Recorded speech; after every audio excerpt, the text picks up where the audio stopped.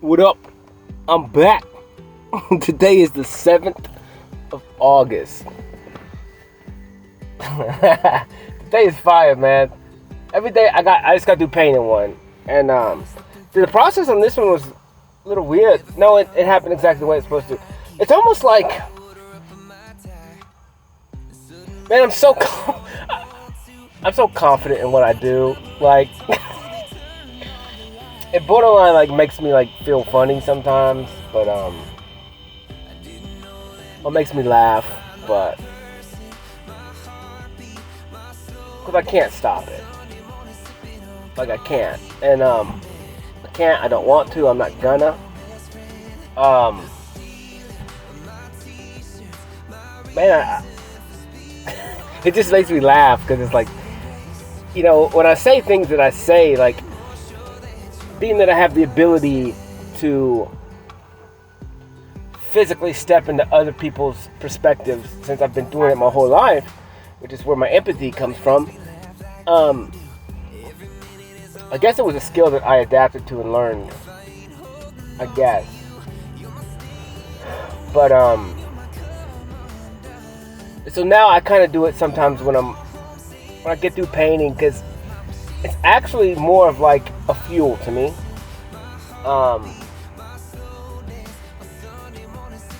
Because I use it. I've always used it because I've never been good enough, you know, based on other people's perspective. Never gonna be anything, never gonna count to anything, never gonna have anything. And I know that's probably what it looked like, because I lived my life just with zero standards and zero wants and zero desire to do anything more than what I was doing, just because it was just regular for me, and I was just programmed into that from the world, from my world growing up. You know, like watching your mom and you know, struggle, and you kind of get stuck into the trap of having less than, and the road out, the climb out, you just didn't think you was capable of it. And you know, I never really dwelt in it. I never like thought about it. I just was moving forward through time. And I never really took the time to, like I said, think about wants, or think about real desires, or, you know, or things that I would want, other than, you know, the love fantasy that I always had in my head, which was just to fucking feel loved for once in my life from somebody. And just because I never had it, like literally. And I'm understanding now that when I do talk about it, I never had it. And or at least I never felt it. Like I needed to feel it. An unconditional love from a mother who was supposed to love you the most out of all of those people, right? Out of everyone in your life, and I just never felt it. And it is what it is. I mean, like I said, it made me who I am today. And it pushed me on a road where I had to find that within myself, that love, that unconditional love, that strength in myself, by myself. And there's no other way to do it. I actually feel blessed, and I truly appreciate that it has had to go this way, because, you know, for a while there, I used to think that my gauge was broken, you know, my picker, you would say, and how you pick people, was broken. But it wasn't broken, I just didn't have any real gauge of what love was supposed to be, first of all. And when you walk around a broken world, all you see and reflect, if I'm broken, is reflecting other broken human beings. And you think that that's love. You think that yelling at each other is attractive. And like I said, I mean, for the longest time, like, I mean, I was attracted to chaos. And even in the last year and a half, like, chaos is fine to me. I can handle it. I can live in it. And I can beat it every single time. It's not an issue. Like, I laugh at it. I think it's hilarious. But and in like the anger and the outbursts that people have and stuff like that, to me, I call that passion, and I love it because it's more real. It's the realest things that I've ever seen in human beings, and that was the only time that I could see someone not lie, was when they're passionate or angry. That's the only time the truth really comes out. And so for me, it's a fresh breath of air, walking in a world where everyone, especially where I live and all this religious crap, everyone hides everything underneath the rug and doesn't talk about it and doesn't tell the truth. And so for me, like I said, the anger, the chaos, quote unquote passion, when it comes out, at least they're fucking telling me the truth. And so that's why, like, now it's like, I mean, it doesn't bother me. It's refreshing to me because I can manage it. I'm smarter. I'm cool and collective. I can pretty much divert situations where I need to divert them. Yeah, it's manipulation and stuff, but if I need to diffuse a situation, I'm capable of doing that, just because the other people are red hot and they can't think straight. They're not thinking logically, and I'm capable of keeping steady and cool, you know, and I can people are so easy to distract, so they're just whatever. Like, it's single-minded and I'm multi-minded, so whatever, man. So, but yeah, so I look at it like, and I'm like, dude, I appreciate the fact that I didn't have love for 35 years. And then, you know, I appreciate that I didn't run around the world giving it either, you know. And because I knew, like I said, that love is for one person and one person alone, and because they deserve it, because I fucking deserve it. And so that's what it's for. And like I said, every day I just get closer to that. Every day I just love myself more. I get more surprised at my art. Like today, like I'm trying to, like when I did the first song, I kind of knew what that was. It's called Battle Scars. You know, I got an army tank in there, shooting, whatever. I got victory symbol in there. And because I understand that I am nothing but a big scar.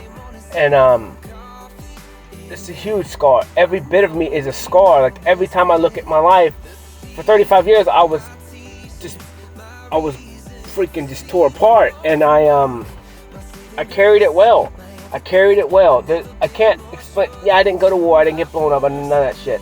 But mine was all mental from the day one that I was born until I started giving myself time and healing from it. And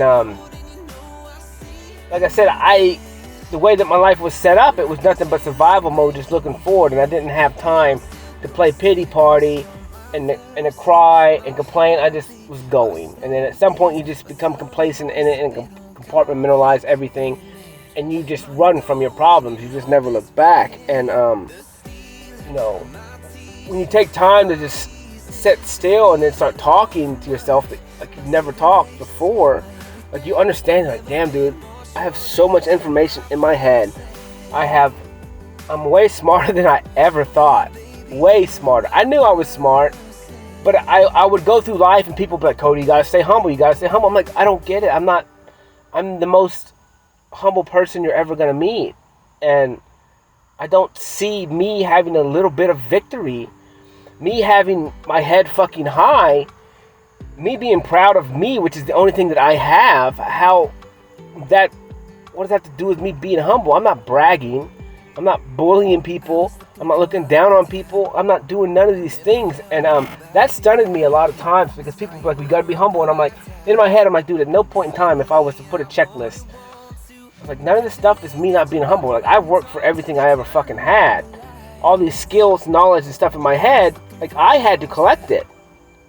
That took time. It took sacrifice. And then remembering it, and then being able to apply it in a matter of seconds every single time, that's a lot.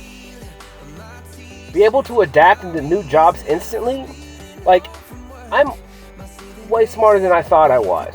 And I just pictured these people telling me, gotta be humble. And now I look back at it, it's just because they weren't confident in themselves. And that's pitiful to me. That makes me feel sad, because it's like I was there too, and well, I wasn't comfortable and confident in myself, where I had all these skills just like everyone else has all these freaking skills, man. They could play music, they could build houses, they could freaking do computer crap like crazy, like they're so good at it, like all this other stuff. You just gotta focus and look at what you do have, what you are capable of, and if you were to sit down on a piece of paper and write that stuff down, you know, like you're fire, man.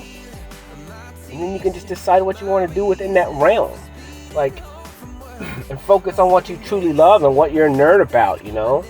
And like you like watching movies, like fire, dude. That's a lot of information, like to hold on to. You know all the actors in all these movies, like you know what movies in '86 that they were in. Like, dude, that stuff is crazy, man. I don't remember any of that crap. I don't care anything about it, but you do, and that's awesome. You know. Start a fan page or something. Start something. I don't know. Get your passion out there, man. You're good at writing, write. I have a hard time writing. I have a hard time spelling, and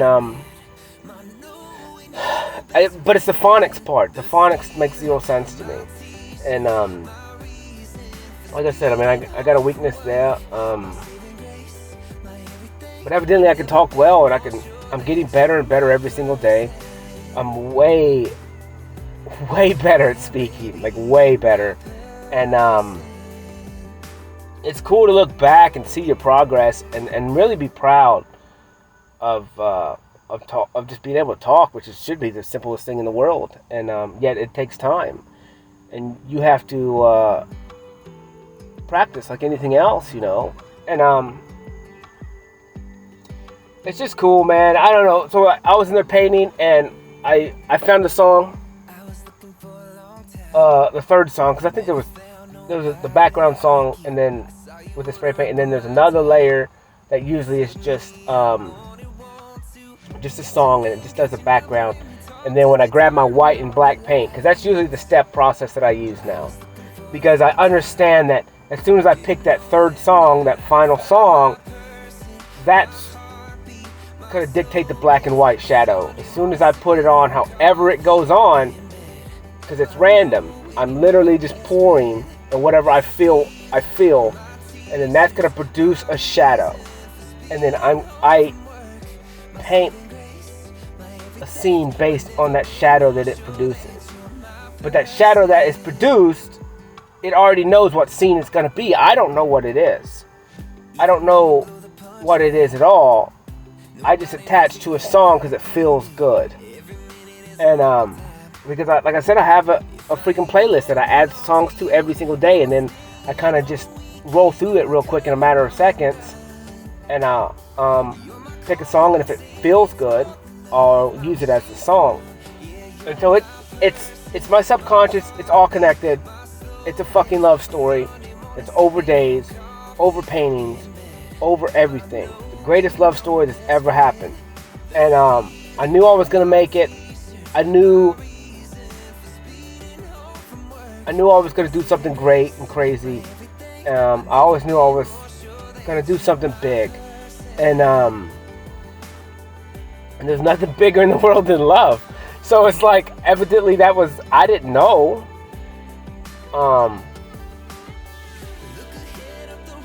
But it's a huge I didn't know. I did not know this was where this was going to go. I did not know on day one when I asked what joy, love, unconditional love was. When I started questioning that, because I didn't think it existed, I didn't know that it was going to be the greatest love story of all time. And I didn't know that it was ultimately going to be a journey of me loving myself, and then building that love so strong that I get that love in return from another human being. I didn't know, and I didn't know that's how it worked. I didn't know that's how it worked a week ago. I didn't know, because I'm just moving forward every day, and it's fire. It's straight fire how it works, bro. And it's just weird because it's like,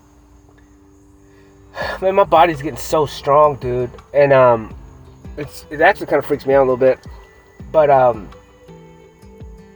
feeling so much younger every single day, and it's just weird that, I don't know. It's just crazy, dude.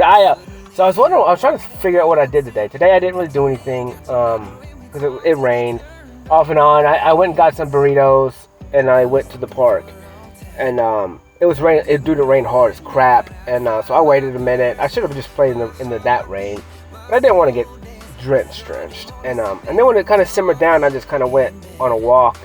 I walk at this park, and it's kind of like mine. It's surrounded by water, and it's like a little island. And you go across a bridge, and I got some trees there. They're not my trees per se, but they're my buddies, and they're just beautiful trees. It's been standing there in the middle of a bottle, like on each side of it, 3 sides of it. There's water, and I don't know, man. I just go out there and play,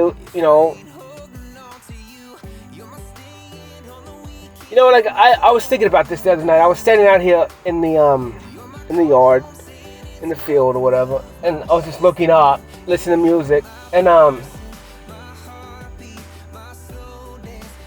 just saw a bat eat a lightning bug. As soon as he ate the lightning bug lit up, so it looked like the bat's mouth lit up. Dude, it was fun. Dude, it was so crazy. Oh, it was crazy. But I was dancing, and just chilling in the moonlight, and while the moon was already down, but just looking at the stars and dancing. And I just looked up and just started spinning clockwise. And it takes a second. You start spinning. You kind of got to find that speed, and then dude, it's crazy. It's so crazy what it looks like, because it's almost like you're turning back time, and or you're speeding up time, either one, and or you're switching time. It's so crazy, and then you get dizzy, but it's kind of like a child, and honestly, it's a really overwhelming feeling. Like when you spin like that, you get super dizzy. It's worse than a buzz, It kind of feels good, but then you get past that point, and then you get a little too much. But then it subsides, So I was just thinking, why do we even use alcohol and drugs? Which I drank last night a little bit, and at the art show, I get overwhelmed, so I'm just like drink a couple beers and try to ease me a little bit, and it's probably not the right way to do it, but whatever. It is what it is. But yeah, dude, it was crazy. It's just beautiful. I would just advise you to go outside on a clear night with the stars and just play, man. Just enjoy it. Just take your shoes off, get your feet in the grass, get your feet in the dirt, and just spin. Oh, dude, this was crazy. So I was at the park, and all these ducks were here, and they started flying. I had my headphones in. As soon as they started flying, my freaking radio started messing up. And all my headphones started cutting out. I was like, dude, they're pushing off so much energy when they're flying. Because I was kind of close to them, within probably 7 feet. And when they started flying, I guess whatever energy that they were doing was messing up the signal from my pocket to my headphones, to my Bluetooth. And I was like, dude, that's crazy, because we're all energy. And I've always thought about so I can kind of see, it's super weird to explain, but I can kind of see on animals, maybe on planes in the air, on a lot of things, I kind of see an aura. It's kind of hard to explain it. Where it's just like a field around things. I've kind of always been able to see it. I just wasn't really aware of it. But now that I'm slowing down my life, and I take time to look at things, and I watch animals all the time, and you just start focusing and understanding. Instead of being so fast and bypassing everything, I'm doing the opposite. I'm going slow and watching everything, and it's just weird. I saw these ducks today, man, and they make me laugh. They make me laugh because they just remind me of people so much. And all these ducks and this family came and had some bread, and they were throwing out bread, and so they all corralled up. And they would throw a piece of bread, and they would throw it in the air, and all the ducks' heads would go, at the watching it. And then as soon as it hit the ground, like their head would even lunge towards it, even to 5 feet away. Like they're not even gonna get it. They're not gonna get the bread. Like there's no possible way they're gonna get the bread, but they still make the movement to get the bread. And I'm like, dude, I was like, this just reminds me of humans so much because they're so stupid that they know they're not going to get the bread. They're not even close to the bread, but they're still going to make the act because they have zero control because they've been programmed so much that every time people come and bring bread, bring food to feed them, they jump. They do what they have to do to get food, and they just sit there. They're all corralled up. They're all focused on the bread in the hand of the person fixing to throw it. And then they throw it, and they all look that way. And I'm just like, God bless, man. It makes me sad. It just makes me sad that people are so domesticated, just like these ducks over here, man. Where it just makes me sick inside to understand, like, how domesticated humans are. Like, they're just slaves, man. Like, you guys are so programmed, and you jump when someone tells you to jump, and you go there when they tell you to go there, and it's just disgusting. It's so disgusting. It's like, what's the point of living? Like, because you're not in control of anything. And it really flips me out in my head, and it makes me very sad. And it's just because it just correlates to humans. Like, all the humans I see, let's do it. And we do it with all things. We do it with love. We do it with attraction. We do it with all this crap, man. It's ridiculous. I don't know. It's crazy. And then, yeah, that was weird. I was just standing there because they got this little walkway, and it has like a little, almost like a balance beam sidewalk thing poured all the way down. So I like to just walk it. So I was just walking that in the rain, just having fun, just chilling, listening to music, and just enjoying the day. It was sprinkling all, and so I was getting wet and letting the rain wash me away without getting me just drenched. And it was just fun. I saw this snake, and like he was actually a big snake. He's probably like 4 foot. And he would swim in the water, and he'd poke his head up, and then I would walk forward a little bit real slow, and then he would take off swimming. And he's actually really pretty. And I don't know, nature is so cool because they just do what they want to do, man. Most of them, except the domesticated ducks. And it's pitiful, man, because they're wild animals, man. They're supposed to be free. And like us, like humans, we're animals. We're wild. We're supposed to be wild. And I think like the domestication, we're supposed to have a little bit of domestication within ourselves, but we're supposed to have some rules within ourselves so we don't, steal each other's wives and husbands and rape and pillage each other. Like, we're supposed to have basic rules, but we can still be wild at heart. Like, it's just weird, man. It's so weird because it's like every day I'm just getting more wild or at heart, more rebellious at heart. And I'm not rebelling against God or the universe or nature, but I'm rebelling against just other humans because it's like, you guys don't even know what you do. You're not even controlling yourself. Like, you're letting money dictate everything you do. You're letting your pleasures dictate everything you do. And it's like, it's about balance. And instead, you're letting these outside sources lead your life, lead your decisions, and lead the way for you. And it's like, and then you wake up and you're not happy, but you can't get out of the trap that you created and you was accepting for so long, when all you have to do is just hop out of it. Just choose not to let that thing lead you anymore. Yes, it hurts. Yes, it's a huge life change. Yes, it's a sacrifice. And yes, you're not going to have the convenience that you have. Because the biggest trap in the world is convenience. And I have a lot less convenience when my bank account doesn't have a lot of money in it, you know. And but I just have to dictate what I want to do. Like, what do I really want to do? Like, I'm having fun every single day. You know, it doesn't mean I have to go spend money. I'm having fun with myself. I'm having fun painting, which actually that costs a lot of money and it's expensive as crap. But I'd rather do that than go, you know, whatever. I'd rather eat bean burritos and then buy $30 worth of paint instead of spending $30 eating, you know what I'm saying? And so that's just kind of like where it's like, what do you want to do? And like, what makes you happy truly? And I just understood all that now, and it's crazy.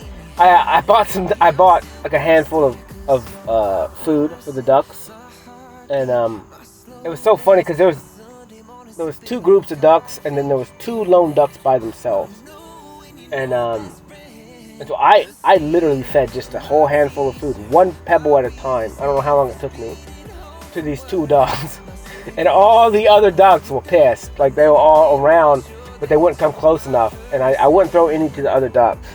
And I was just thinking about my life, and I was just thinking about, like, you know, life really isn't fair. And I understood that 90% of the people that go out there and feed the ducks, they feed the group of ducks, right? And then the ducks on the outside don't get fed. Same with when I worked for the cattle, when I used to, you know, take care of cows and stuff. Like, the calves would never get fed because they were so small they couldn't get to the food, you know. And so I intentionally fed those two ducks today, and I didn't feed the rest of them because, you know, I feel like I was one of those two ducks. You know, I didn't get fed growing up. I allowed everyone else to get fed. I could have went in there and grabbed it too. I could have joined the crowd. I could have been part of it. But instead, I chose to separate myself from them because the food wasn't worth it. The end result wasn't worth it. I don't want to become domesticated. I don't want to become brainwashed. I don't want to become like everybody else. So I'm chilling in the side over there with my buddy. Me and him are just chilling. We'll go hungry. To not be that. To not go with the grain. You know? I'll go get my food somewhere else. I'll get enough. Yeah, I got to forage for it. It's going to be a little bit tougher. But it's not a free handout. I'll go get it. It's cool. I don't need that handout. I made it before they came, and I'll make it once they leave. And so I fed those ducks, man. I told them, I said, life ain't fair, is it? You know, and I was just talking to them and feeding them. And they were going crazy, man. And they were eating like they never ate before, dude. Like, by the time it hit the water, they're going crazy, like grabbing it real quick. And because no one ever threw anything to them, you know? And they had to get it when they could because no one ever focused on them, so they just had to grab, man, you know. They really couldn't even enjoy it because they'd never been handed anything. And kind of by the end of it, they kind of knew that I was going to keep throwing them food. And so you can watch the ducks change their demeanor and maybe even learn to accept that it's okay that this dude's going to keep giving me food. And like I said, a lot of things correlate with me and my life, and kind of what I'm going through is understanding that, you know, I was on the outside. I didn't get nothing from nobody. I wasn't given handouts. I wasn't getting fed. I chose not to be fed. And now, you know, when my ships come in and I'm ready, I'm capable, you know, and it'll be cool, man. It's fun, you know. Today was a fire day. It's nothing like just being still, kind of. Just walking down the sidewalk, man. I was letting water drip from the trees into my mouth. It was fun, dude. I felt like a child. And it's healing to just be a fucking kid and not have to worry about anything or anybody. You don't have to worry about people making fun of you. Like, they probably do anyways. Like, who cares? But it's just because I'm having fun. Like, come out and hang out with me, man. Just be a kid. Take off your glasses. Just do whatever you want. I'm not going to judge you.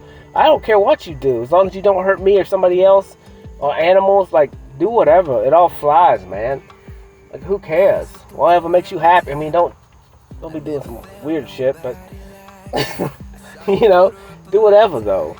Just enjoy life. Be a kid. You know, there's nothing funner for me than just. I like to take my hand, preferably my right hand, because I don't know. Sometimes my left, but not as much. My left hand's a little bit weird, and I just like to put my hand on a tree and just spin around, like just walk around the tree. It's fun, dude. I don't get it. I don't know what it is. It's cool. You get that little bit of a dizziness, and it's just fun because you're just like whatever, and you want to hum, and you want to kind of sing, you want to just like be present in the moment, and you just spin that tree as much as you want, you know, and then you go to another one and just share time with that tree that is producing oxygen for you. Just be with it, and I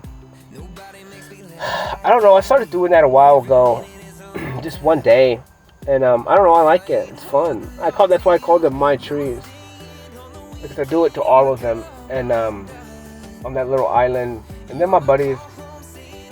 You know, and you kind of just what you spend time with, you just become attached to, and at least for a moment, and you just understand. Like I started correlating myself with the tree, and you know. Through this journey, just through the thought processes and maybe dreams and stuff, like, and you think about how strong trees are and how their roots, especially trees that are surrounded by water or by rivers, like they're always getting fed, you know, because their roots go miles, man. So their roots are touching that water and are real close, and they can just pull and pull and pull, and those trees are so strong. They just constantly have enough nutrition, like, to just constantly grow. And I kind of look at myself that way, because I'm strong like a tree, and you know, I'm just a dwarf tree. You know, I'm not supposed to be that physically big, because my presence is much bigger than I am, and I think that's part of my stick. That's part of why I'm the stature I'm at. The dynamite comes in small packages thing, where I knew, or God knew, or whoever, if I chose this body or whatever, I knew I had to do the greatest feats, and I needed to have the most, like, I had to be small in stature, because it just makes the feat greater. Because ultimately all of it was for me, though. It was all for me to overcome and to grow and to understand what my true stature is, even when I look in the mirror, and to accept that everyone else I see in the world could be 6'3", 6'4". I saw a girl the other day. She was like 6'5", fire girl, beautiful. She was so tall, and but like, to me, it's like I'm so small compared to her, which it doesn't really matter, but it's not for me. But she was so tall, but it's like I had to overcome the issues with myself. Well, like, that's why, like, I'd go hit on her if that was something I truly wanted. I don't care if she's 6'5" or not. Like, I ain't got a problem with it, you know. We'll make it work. We'll figure it out. I'll keep a ladder in the truck. We'll do what I need to do, and but you have to get to that point, like, when you're confident, to understand that your presence is more than you are. And that was something that I had to overcome and learn. And, you know, that was a difficult test for me. One of the hardest probably in the world, you know, at least for me, because also I was battling the color of my skin. And ultimately, just to make long story short, it's like, I had to learn everything on my own, because I was taught opposite, and what I saw was opposite, or I never felt things, or I never understood things. So, like, me having to give myself time, it was catered exactly to me, because I knew that I just didn't trust humans before, and I knew when I talk about changing, like, you're never going to change unless you want to change. And me, Cody, as a rebel and I have authority issues, you know, I don't really care what anybody ever says to me, at least in the past, you know, and I never trusted anyone. I had to learn it all on my own, and it's nobody else's fault. That's just because I always had to. If someone told me something, I would have to look it up and check. You know, like that's just me. I was the greatest fact checker in the world because I couldn't trust anything unless I was to do my due diligence, and then come up with my own conclusion. And that's fun. That's fire to me because now I have all this knowledge. I've spent all this time. I've sacrificed all this time to learn, to memorize. You know, alchemy, which is memory, and I have a lot of it. And I think about it now.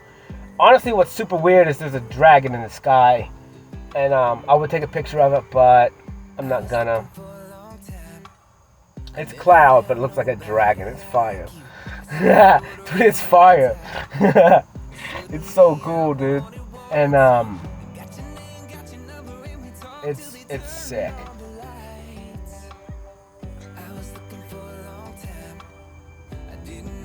It's sick.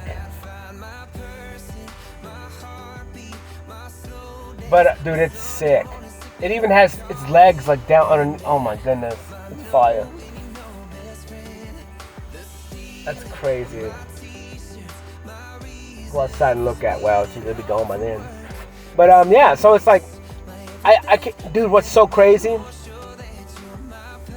is since all this started,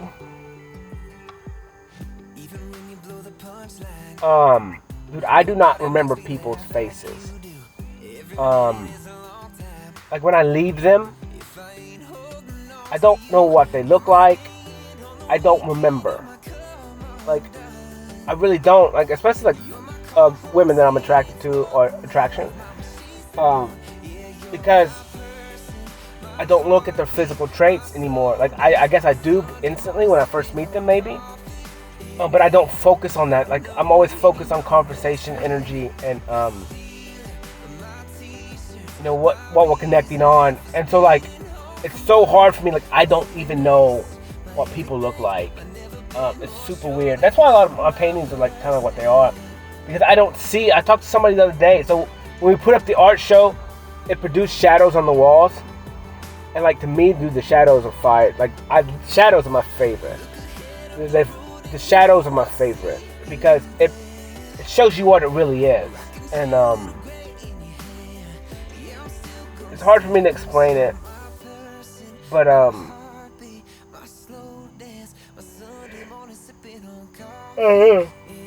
it's just the way I see things. I see the outside is fake and a mask, and what's being shined when the light shines on something, it produces what it really is. It shows what really is going on. And so I walk through life with that. You know, well, I'm attracted to the invisible. I'm attracted to the feelings. I'm attracted to conversation, the wit, the people being intellectual. You know, not stupid. And that triggers like girls that act dainty and stupid, like cool, whatever. It attracts my animal side, my ignorant side, but it doesn't do anything for me as far as like damsel in distress crap anymore. Like, it's just pitiful. Like, come on, you're smarter than that, you're better than that. That's playing. You have experience, you have knowledge, you have power. Like, let's hear what you're intellectual in. Like, that's what I want to hear. That's attractive. Not damsel in distress, not playing a game, pretend. Like, that just makes zero sense to me. To each his own, whatever. Like I said, like, animalistically, yeah, I'm attracted to that. But I'm pretty steadfast in my having control over my animal side, and it's more of a turnoff than anything now. So yeah, it catches me. It's like red. It's like red lipstick. It's like at first you're drawn to it, but then once you're drawn there, you snap out of it and you're like, huh, whatever, not worth my time. Not worth my time. Go get smart and then come back to me. Go have boundaries and then come back to me. You know what I'm saying? To each his own. But I think as you start having confidence in yourself, you start loving yourself, you're not attracted to that stuff from before. Your standards keep going higher and higher and higher. And for me, like I said, just the physical qualities just don't really matter anymore. It doesn't mean I don't like attractive people, but I'm just saying, like, that just maybe can draw you in, and the rest is what's real. And like I said, there's nothing that's more attractive than a loving person, first off, and then someone with a big heart, and then just being smart as hell, like just very intelligent and like knowledge fed. And because when you have that knowledge, you know a lot of things. You know how to talk to different people. You know when and when not to say things. You know, it's just weird. It's I don't know. To have communication with people like on a sophisticated level, deep conversations and not small talk, which small talk is a turn off to me. And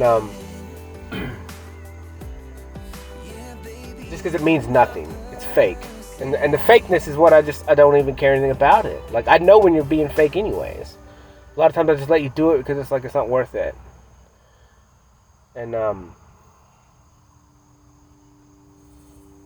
it is what it is. That's what I'm saying, is as more you give yourself time, dude, like the more confident you become, the more your standards raise, man. And your attractions change. You know, you come out of this childish, impulsive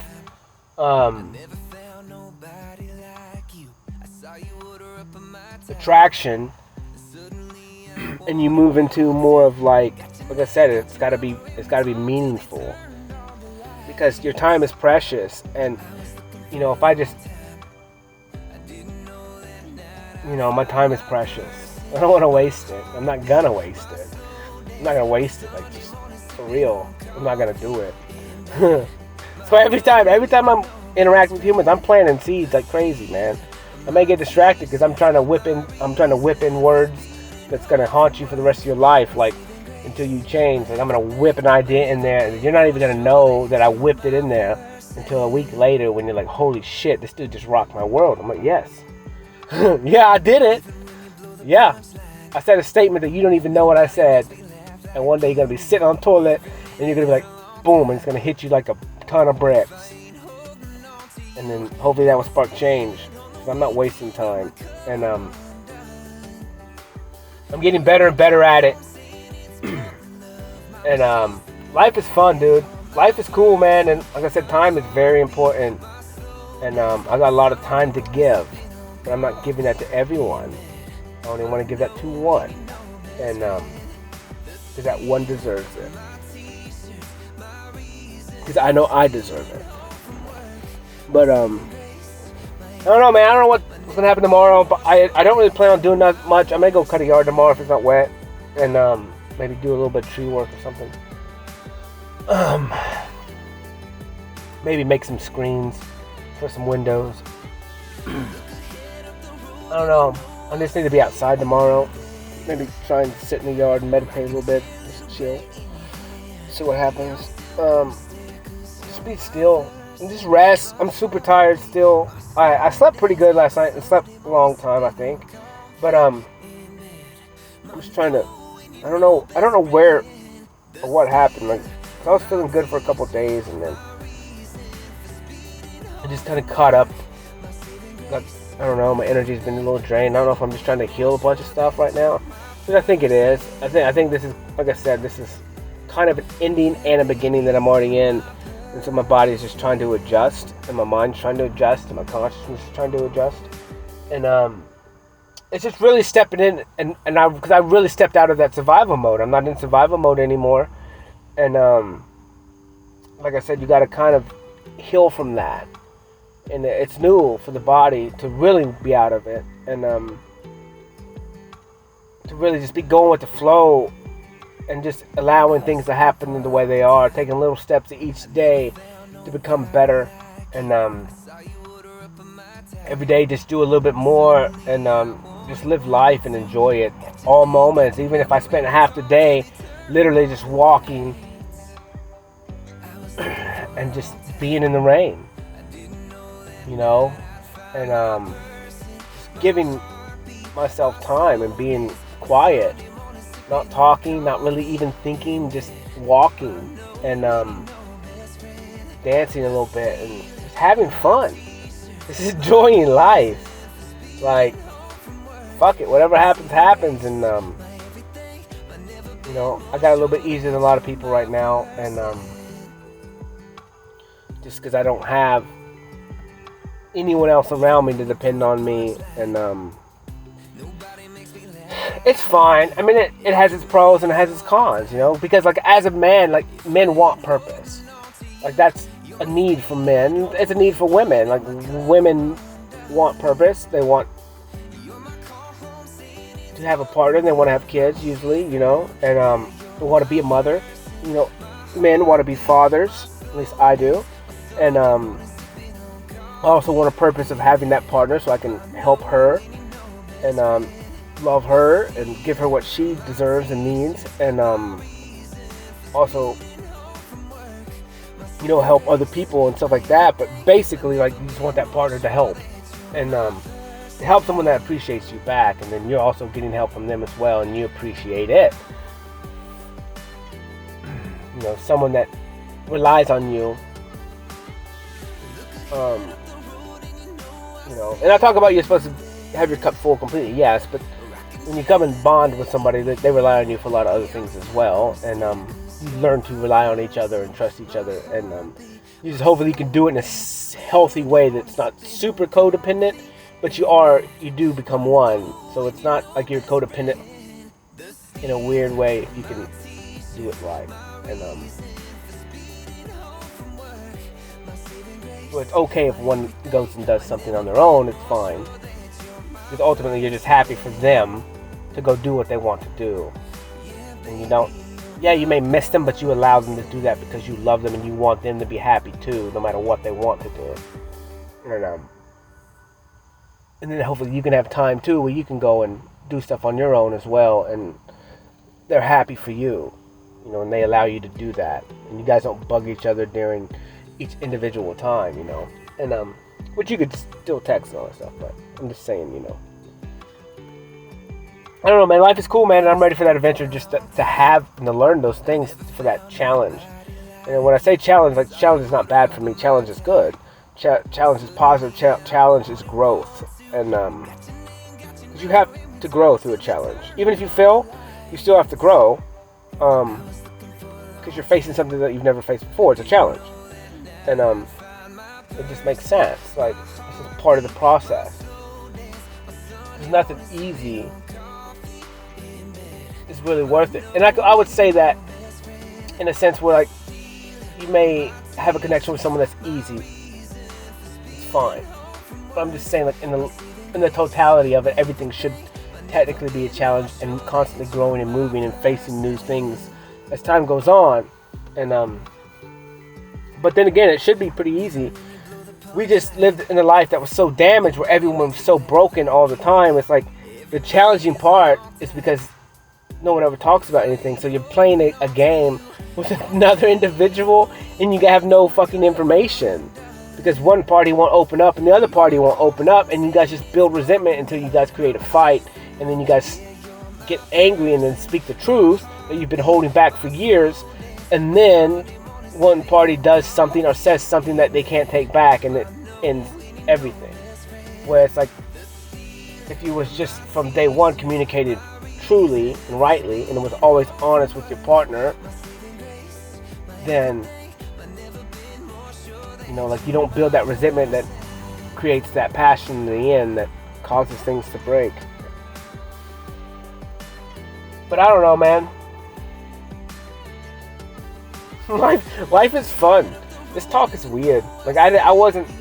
That's why I like this so much, because it's like, I was sitting in my truck and was like, dude, I have no idea what I'm gonna talk about. I feel like I have a lot to talk about, but I don't know what I'm gonna talk about. And then it just talks, and I just have fun, and I'm just learning every day for myself, which never ceases to baffle me.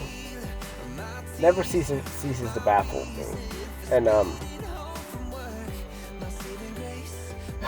every day is getting closer, and every day is just like so much sweeter. Like, Almost there, Cody. Almost there. Patient little man.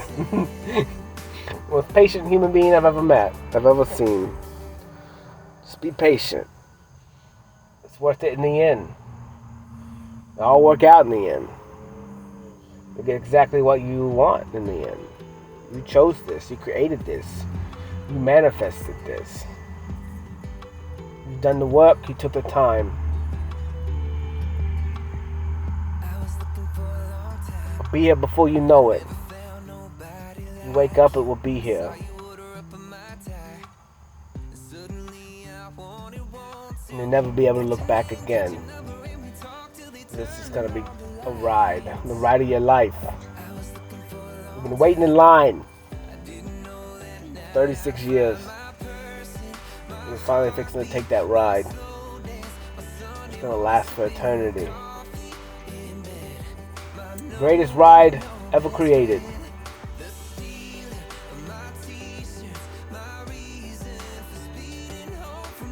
You'll have fun. You're going to have so much fun. You're going to shatter the world. You're going to change the world. You're going to do everything you said you was going to do. And more. Because you took the time. You took the time.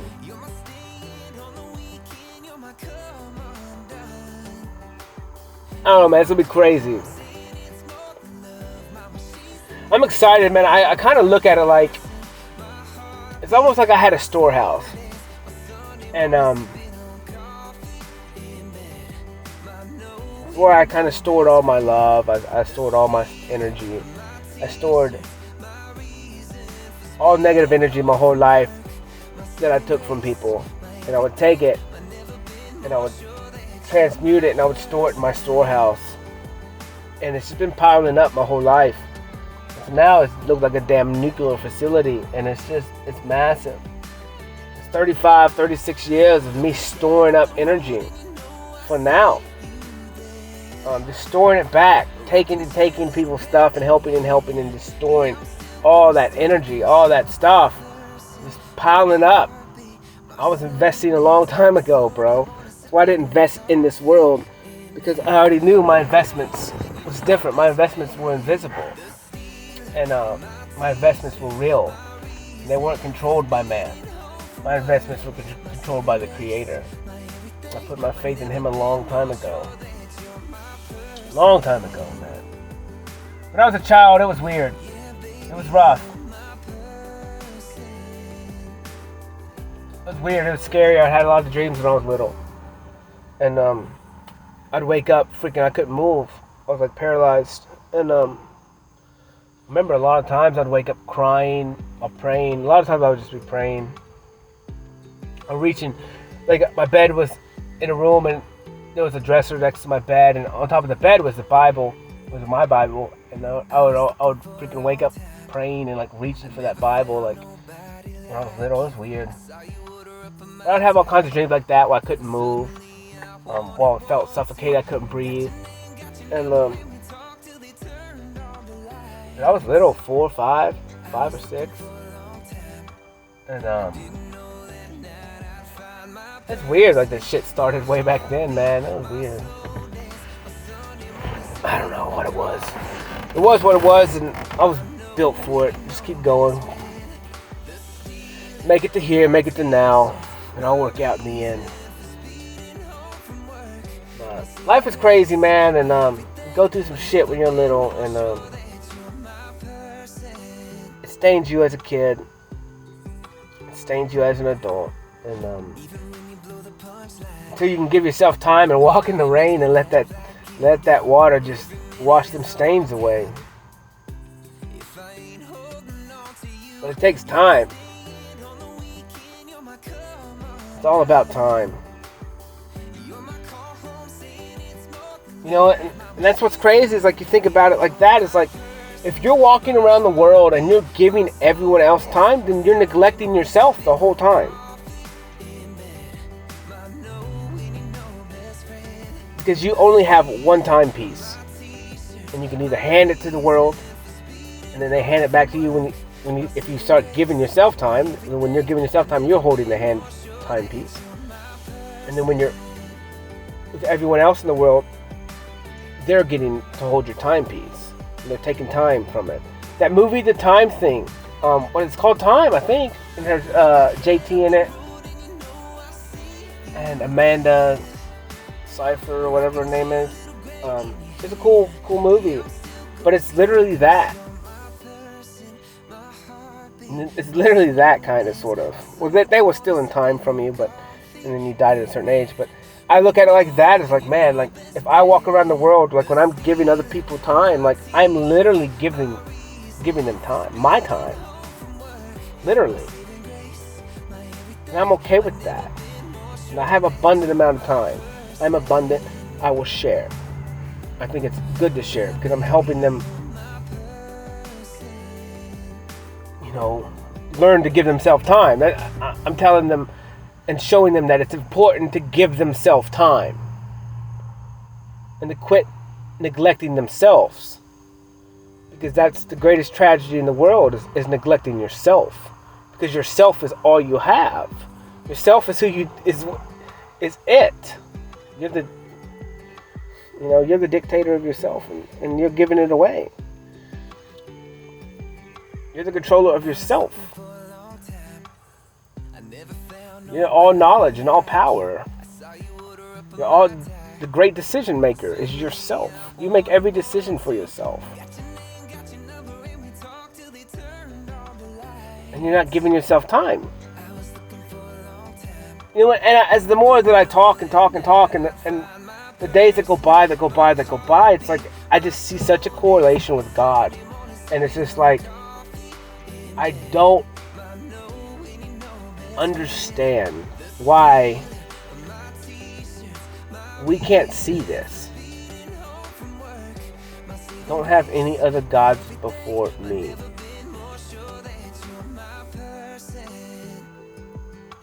Like, when you speak those words, what is it saying?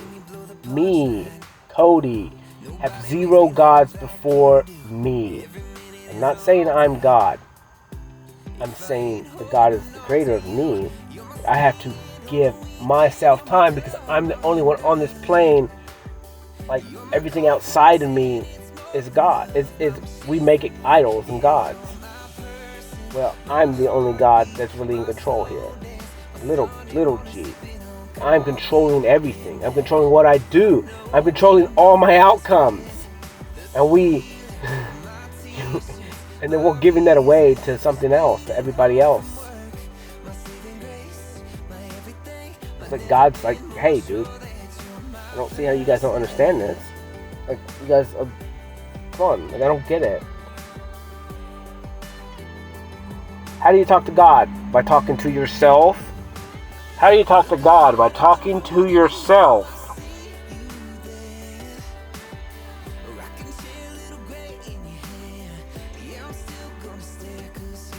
I don't know. It doesn't make any sense to me that we don't get it. I know why. Because we're all sheep. I'm not a sheep. Screw that. And I'm not domesticated. I'm not moving my head like everybody else is moving their head, following the food, following the shiny things, hoping to grab a piece of the pie when it hits the ground. Not in control of me. Not in control of my animal side. Sometimes I act on it. It's okay. It's fine. It's just don't let it rule me. And sometimes I partake in drinking a little bit. Sometimes I'll do this. Sometimes I'll do that. I just do whatever I want to do. And then I deal with the repercussions because I know repercussions comes with whatever choices that I make.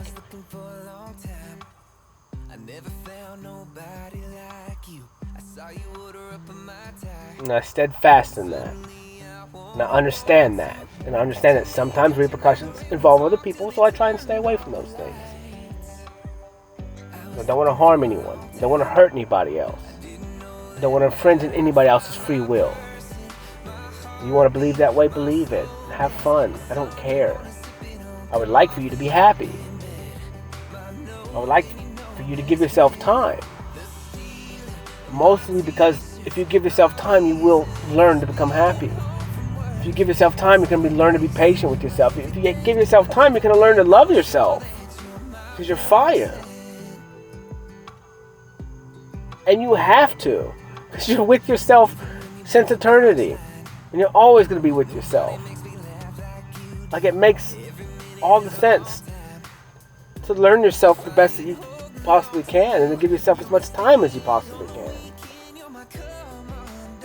And the stronger, the wiser, the more confident, the more love you have, it's only better for the rest of the world.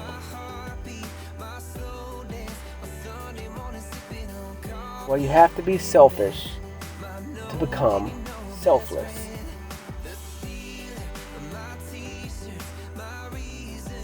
You get what you give. And you give what you are.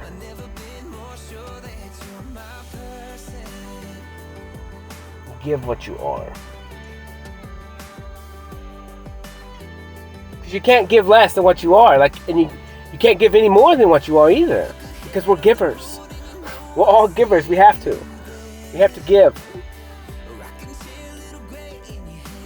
Every time you're with another human, you're giving them your time. And your time is you. You're giving them all of you, every single interaction with another human being. Either you understand that or you don't.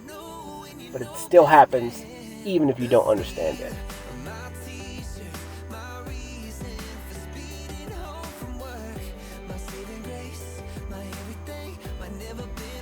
This world's big, bro, but it's so simple. It's so simple.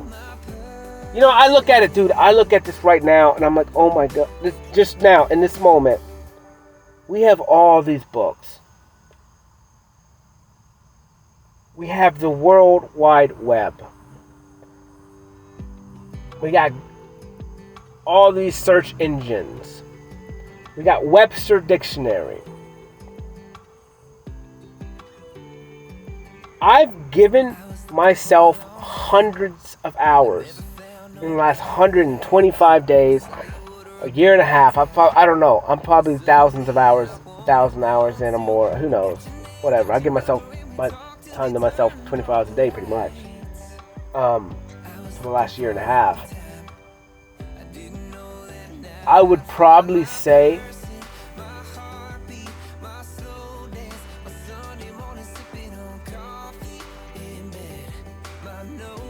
I've spent less than an hour looking up definitions, looking up new content, looking up new ideas on the World Wide Web as far as like that. I may have seen TikToks and stuff, a couple minute clips or whatever, and then spark ideas or stuff like that. But so that would be a greater number with that. But maybe hours of that, you know, maybe an hour or 2 hours, or 3 hours, or 10 hours, who cares? But me physically looking up definitions, Webster Dictionary, searching things, ideas, any of the stuff that I've been talking about, like I haven't. And it's like, so I've still baffled the fact that, like, not really baffled because I get it, but all this new information, like I said, is coming from me and my interactions with humans. Me not reading books, because I just chose, like, at some point I read a couple books in January when I was on a road trip. I've listened to Green Lights by Matthew McConaughey, which was 3 hours because I sped it up to 2 speed or something like that. But really, yeah, you know, all this information is coming from myself without books, without technology, really. Me just giving myself time consistently every single night, except like 7 nights in the last 100 and something days.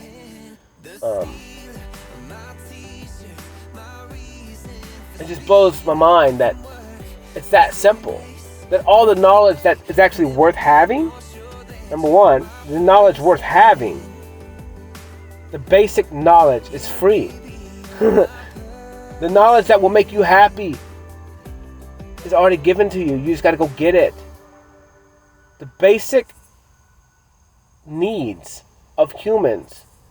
It's freely there to take.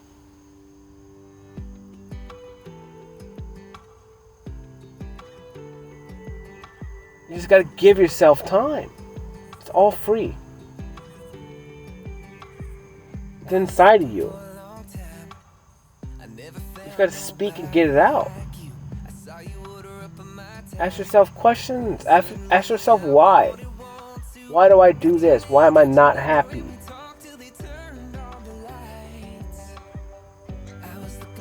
Why? I'm telling you, this is weird. It's like I've made less money than I've ever made. I'm the happiest I've ever been. I have less materialistic stuff than I've ever had. And I'm the happiest I've ever been. I don't have anything new. I'm wearing shoes that are like 5 years old. Or at least 3. Maybe even 5. Because I bought 5 pairs of shoes like 3, 4, 5 years ago. And I've been wearing just those for years.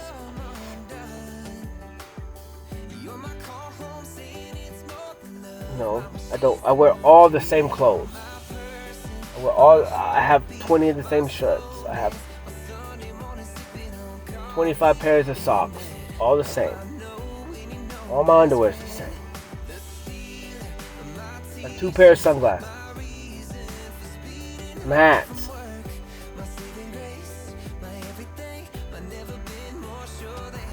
And I'm so happy.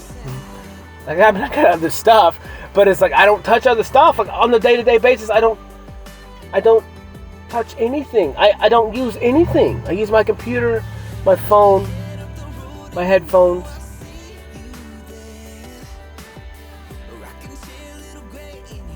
I have a wallet.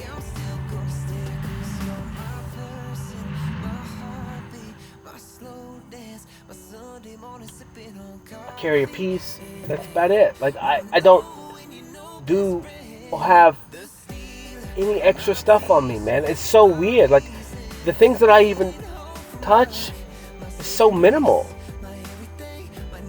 You know, I have tools that I use on occasion. I have lawnmowers, whatever. I go work. But it's like for the majority, I don't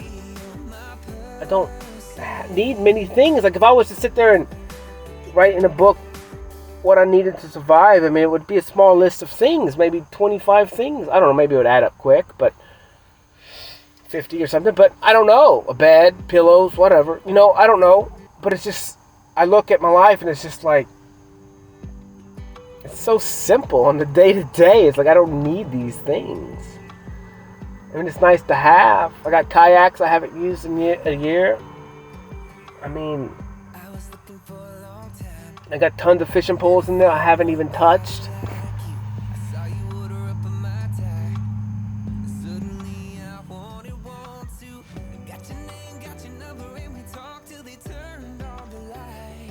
You know, when you look back at like tribe days, you're like or even now the tribes, like the families are just together, you know, they're playing with whatever.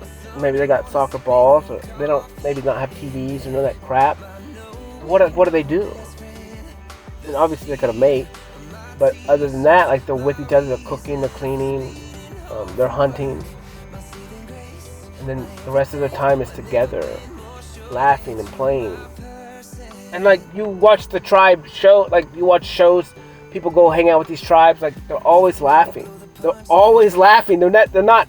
I don't see them crying unless someone's dead and they're burying them or whatever, or someone gets hurt. But they don't have divorce. Like they don't have divorce because their life is simple. The complications are what overcomplicates everything, because it takes away time. Because all that we need to be, well, obviously it's communication and stuff, but it's about giving each other time and respecting each other's time.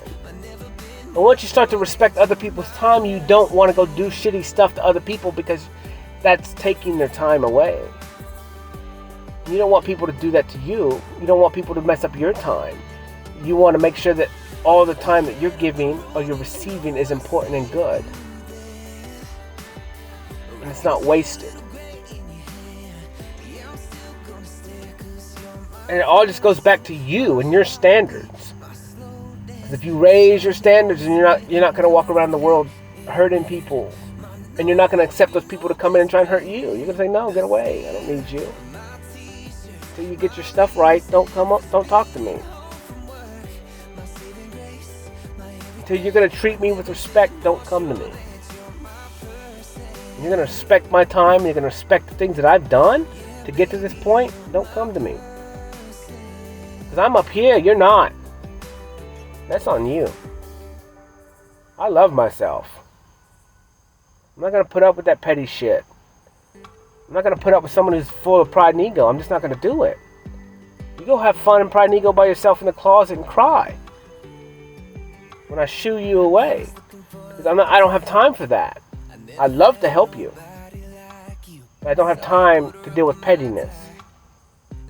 I don't have time to deal with your materialistic problems. Because that's not really the problem. The problem is inside of you. And not being strong and willpower in yourself. And not understanding that you're worthy of everything, but you are the one to give it to yourself. You are the one who has to do the work. You are the one who has to change your life. You're the one who has to change your decisions. You are the one who has to put your foot down. You're the one who has to cut people out of your life.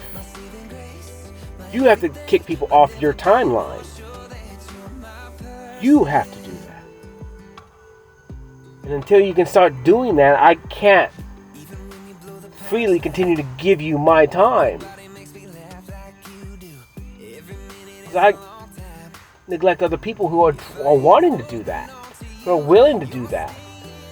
And I can see results with them because they want to do the work. They want to make the right decisions. So I can't give you time if you're not going to do the work. And if you haven't done the work, you're not even going to be able to walk into my presence. And I'm just going to laugh. I probably just won't say anything. I'll probably just stare at you in the eyes, into your soul, and you're going to know.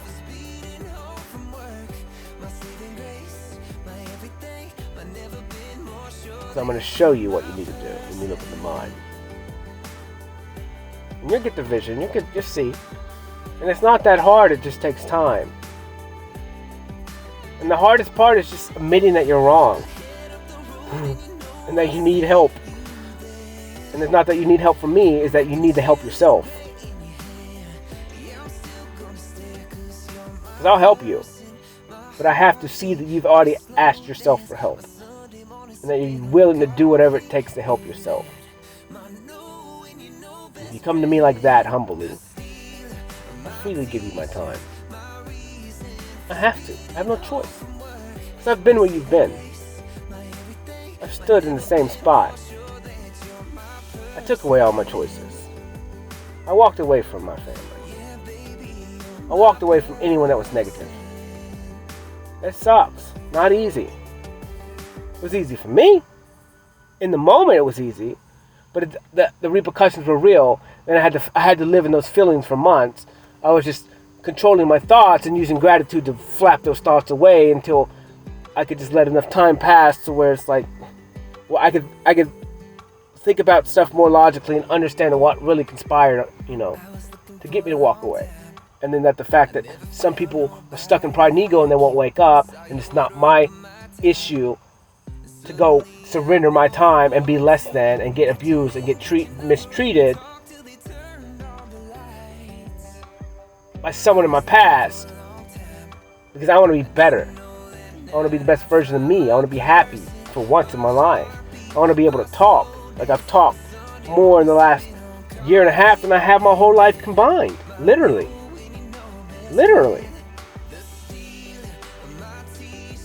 The version of Cody today is not the version a year and a half ago.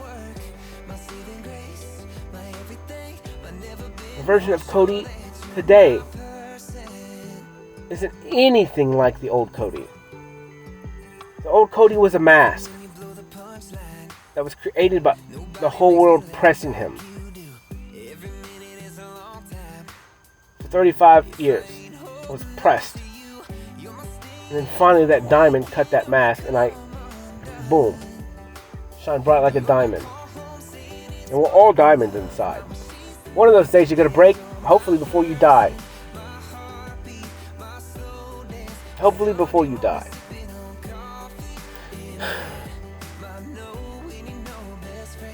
When you come out, you'll be shining bright like a diamond. Turn up Rihanna in this shit. You know what I'm saying? I look back, man, and it's so funny, dude. This is weird. Some people will get it, but I used to play Call of Duty, and I guess that diamond song, I used to put headphones on, and when I played video games, I wouldn't even listen to the sound. I would listen to music when I played video games. And I would, especially when I played by myself, so I wasn't communicating with people, I'd put headphones in and listen to songs, and I'd just listen to them on repeat. And dude, I listened to that Rihanna song, Shine Bright Like a Diamond, for hours and hours and hours a day. And I was like grinding to get like diamond camo skins on my gun, so like I would just listen to that song over and over and over again. Shine bright like a diamond, you know. And I'm doing it. Manifested that. I gave myself time. But I went through the fire, man. I got compressed for 35 years. This pressure creates diamonds. Pressure creates diamonds. And now I'm shining. Life is fun, man. Life is beautiful, dude. So the last 2 nights I've came out here and laid in the grass and just looked up at the stars, and it's like, dude, this is so crazy. Like, how is this not like the most craziest thing, just to lay and look up into all of existence? Look up into as high as you can see with your naked eye, like, and there's just like little stars in the frickin' sky, like these little lights that we truly don't even know what the hell they are. And it doesn't matter what NASA tells us, because I'm Cody, and if I haven't gone up there myself, then I technically can't take it on faith of what that stuff really is. I mean, I can, but to me it doesn't make any difference. It is what it is. The lights and the looking at me, they're up there for me, they're up there for you. Just let them be. Just let them be doing what they're doing. Who cares? They look cool as crap, man. You stand up there, spread your arms out to the side and spin and look up. You get a little dizzy, you get a little drunk. Looks like time is just freaking, just like going crazy. Like, it's sick, dude. And if you're aware of that in the moment, it's euphoric. It's a drug. It's crazy. It's super weird. It almost breaks your brain, because you get lost in it. You get lost in that rapid movement of the 4 or 5 random stars that you just see, and then they just constantly going so fast. Like, you just get lost. It's so weird. You almost forget where you're at, because it's like you don't even know what time you're in. Like, literally, that's what it felt like to me. It's like time just disappeared. Like, I don't even know what time it is. Like, I feel like I'm going back in years or going forward in years or something. Just time is going crazy. Like, it is a really crazy feeling. And you just get lost. You just get lost in the moment. And I'm starting to understand, like, moments like that are just ridiculous, because you can, once you understand how to create a moment like that, you can reuse those moments for something else. I don't know what I could use them for yet, but I'm just trying to figure out if you can shake up your mind and your consciousness like that, what you can do during those times. And if it's possible to create or go back in time or go forward in times I don't know. I don't know what we're capable of completely yet in these human bodies, but I do know the future, the technology in the future, in which I honestly think it was the technology of the past, is us, is in us. Like, it's so crazy when you think about just a simple calculator app on your phone. It takes you time to type in all the numbers, hit times, and then put in new numbers, and then hit the equal button. Well, if you know it, you can instantly compute that information instantly. Same thing like if somebody knows the definition of a word, and I ask a person what the definition of a word is, they can instantly speak it back to me instantly. Where on Google, there's hesitation. As you become more aware, you're going to understand how slow the internet really is. It's extremely slow. All of it is stupid slow. It's actually, I don't even technically like technology because it's so slow to me. And I think once you start to understand, I would want to see these D5 computers. I'd want to see how fast that they are. But the D-Wave computers. Well, like these handheld devices and stuff, they're so slow. And that's what freaks me out, is like when I'm talking to humans, I'm fast. My brain's computing super fast. And then like, you know, if I get a girl's number or something like that, or someone asks for my number, like, and I have to whip my phone out, dude, it's like, ugh. It's literally like I go from super speed to like this. I can't compute. It's like super laggy, and it just takes forever. And I get super frustrated in like seconds because the seconds feel like eternity. And I don't know what it is. I hate technology. Like, I hate it. I like my headphones, they're cool, but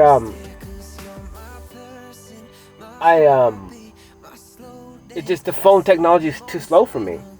And it's not that I'm impatient, because I'm not. I've loved myself so much, and I understand how quick and smart, and every process inside the human body is instant. Like, there's nothing faster than instant. Like, this is the fastest technology in the world, in the human body. It's instant. There's nothing faster. And so it's like, to me, it's like, well, how do I get the most potential out of this instant technology? I have no idea. Not now, but hopefully over time I'll be able to create something crazy.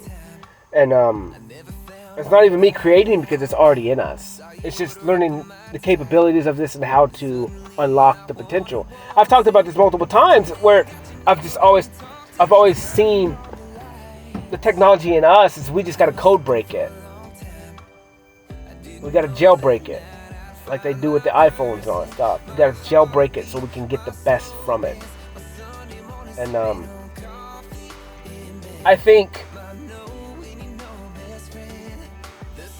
the reason why, if people have broke the code, the reason why we haven't used it yet is because it would be governments probably that have it. And they probably, you know, if they've done it, or it's just, that's what I'm saying, with great power comes great responsibility. And if someone was to break the code, we can't freely give that away, because people are incapable of being good sometimes if they have that complete power. Like I said,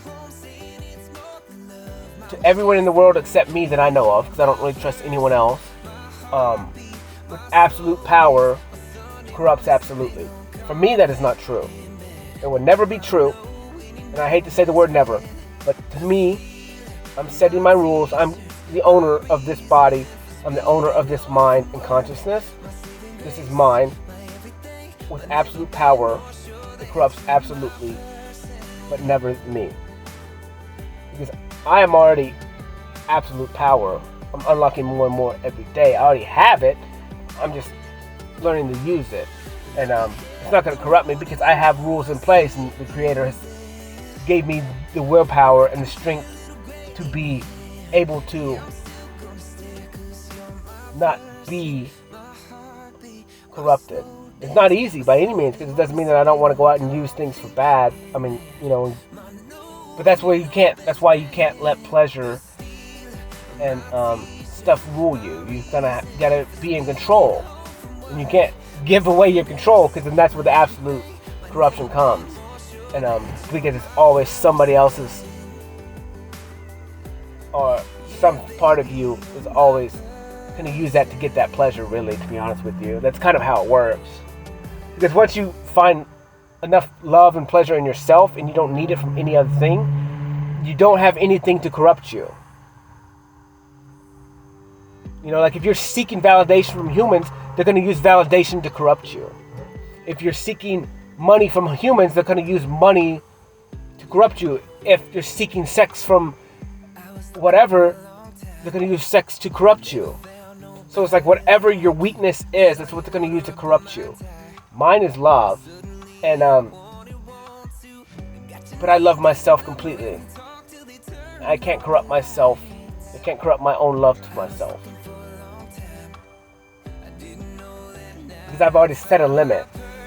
I set a limit where this is my love for myself, and then there's God's the rest, my Creator, because I owe Him the rest. And as good as I am at surrendering, I just go ahead and surrender everything else to Him. Or whatever He wants is that. I love myself completely, and then He encapsulates the rest of me, all of me, all of whatever I think that I am. I just go ahead and just gave Him the rest. He encapsulated me. I just said, there, it's yours. You made me. I don't have a choice. I've already surrendered to my mom. And she didn't even create me, so why not surrender to my Creator for the rest? And He can keep me in line. He can help me. He can give me power. And then I know I can't really technically get out of hand, because it's His hand. So anything that I do with inside that is ultimately His will. As long as I have commandments, rules in place,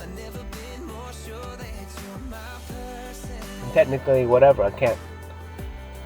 As long as I stay true to those and don't infringe on people's free will, and just learn as much as I can, and just keep the faith in myself and my Creator, which is one. It's almost just like a line, like literally, like you go from the bottom of your spine all the way up through your spine, up through your nose, which is the meridian line, and just up in between your eyes all the way up to infinity, to whatever. Like that's it. To the things you cannot see, that's outside of you, that's higher than.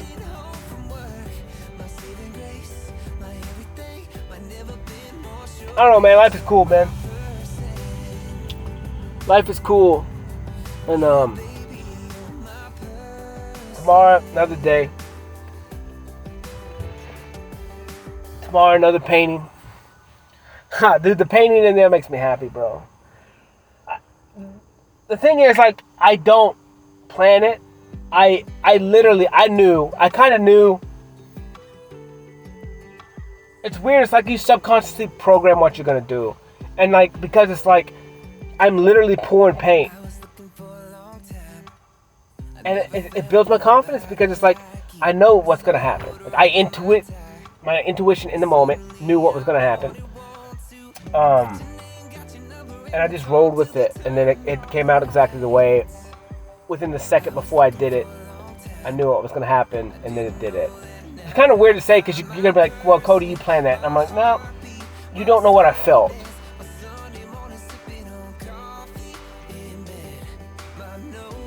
Because I didn't know technically that's what it was going to look like. I just had an intuition feeling of what I needed to do and where I needed to put the paint. And it's random, kind of. But it can only be so random, being it's on a 60 by 41 inch canvas. But because there's only so many square inches that it could be random in, so that randomness is locked down. And it's smaller number than in the world, which could be even more random. And I don't know, man. Today was cool. This talk is cool. I want to listen to this because this is a lot of information that I've never heard before, which is every talk. And life is fun, and every day is so new. Every day I'm stepping closer and closer to this, to that. And dude, every day I'm starting to, just listening to myself talk, and then it's almost like I'm outside of myself. Listening to my speeches, the way I pronunciate words. I'm actually starting to slow down when I talk a little bit, and that helps me pronunciate stuff. And it's just weird to see the change in my ability of speaking,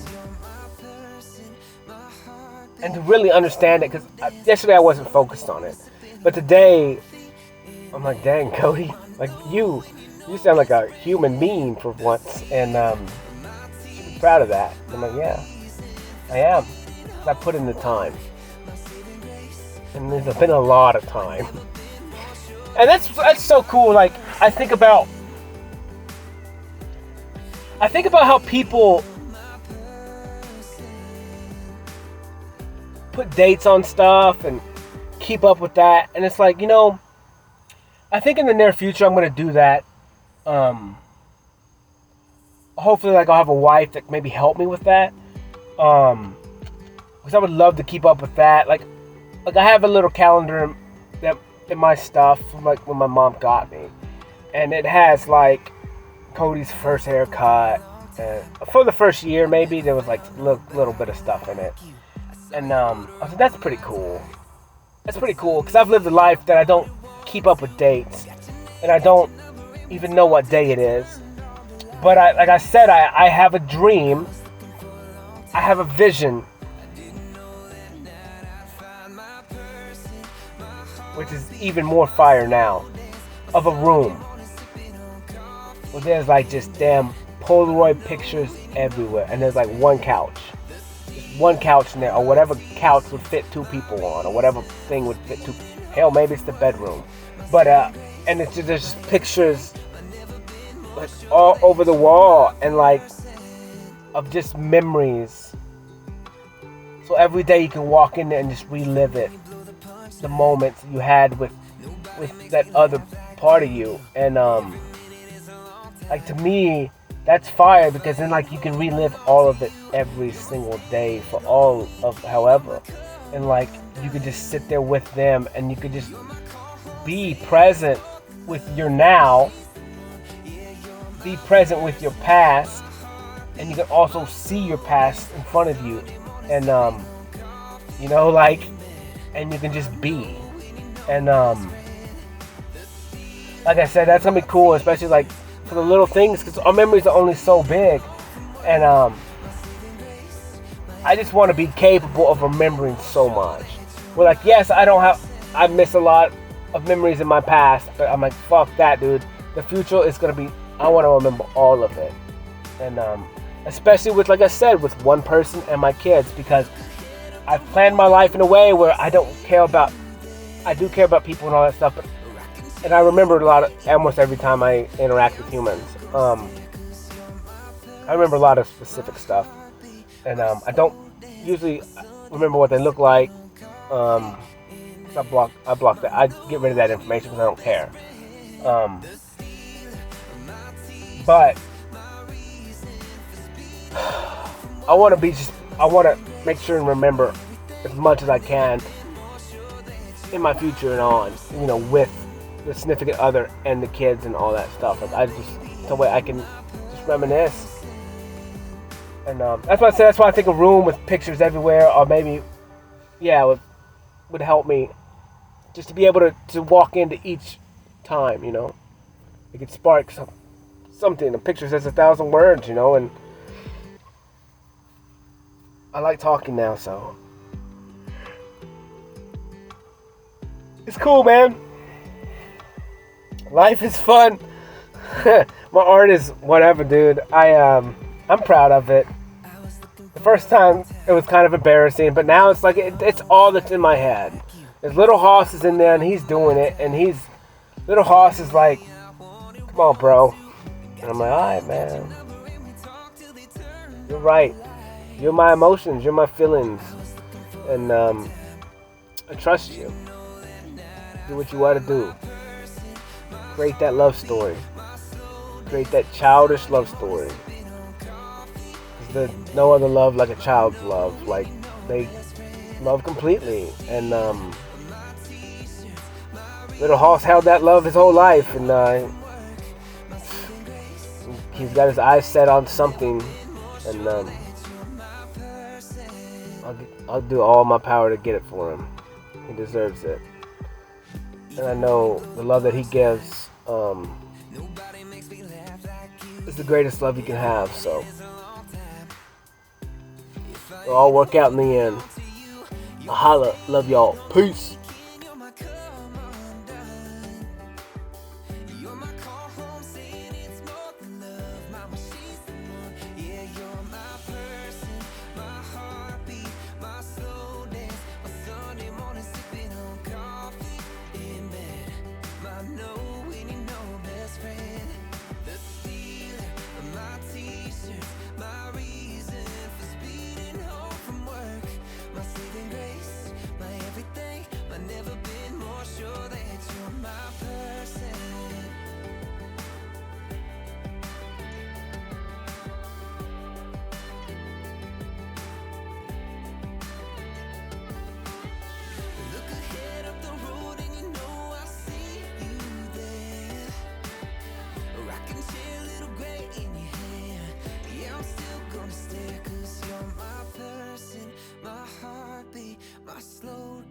My Sunday morning sipping on coffee in bed. My know and you know best friend. The